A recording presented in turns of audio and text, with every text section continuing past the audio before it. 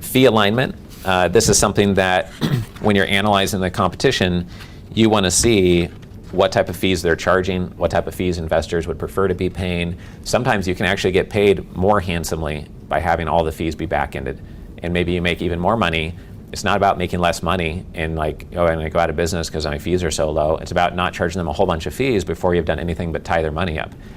The reality in many of our businesses, though, is we have to charge some fees. There's hard costs, and you can't lose cash on cash, month over month, a whole bunch of money to maybe one day make good money. So the solution to that is to try to figure out in your business, is there an operating business component that can help supplement that cash flow? So you could lose a little bit of money on the investment side and supplement it by your operating business. Or can you charge back exact costs that are documented? And it turns out to be 63 basis points of exact charge back costs. You're not making $1 of profit off of it. It's just the cost of operating the deal, and it's all documented in the Dropbox folder for investors so that you can say there is no management fee.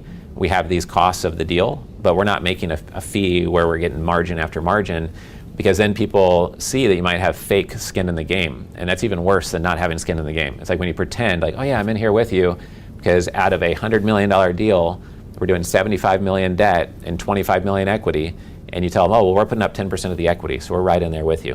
And what does that mean? Well, that means out of 25 million equity, you're putting in $2.5 million. And your numbers might be a tenth of this, I realize, if you're just getting started.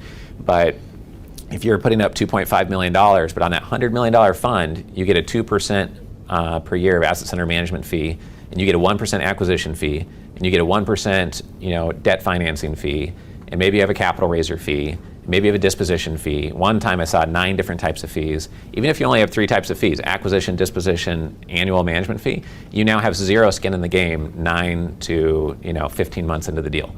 So anyone who's been around the block a few times in the investment industry will see that and be like, yeah, but you're charging me all these fees, so you really have no skin in the game, so nice try trying to trick me, but now I don't trust you. So you should just be upfront and candid about it. If you're not equipped to invest a bunch of money, then you just tell the person, like, hey, we're making this performance driven. I don't have $2.5 million to put up, but this is my largest investment on my personal balance sheet, and I put in $142,000 or whatever it is. So it's just better to be honest and build that trust. All different ways to create fee alignment. You can back end things, make it performance or carry based.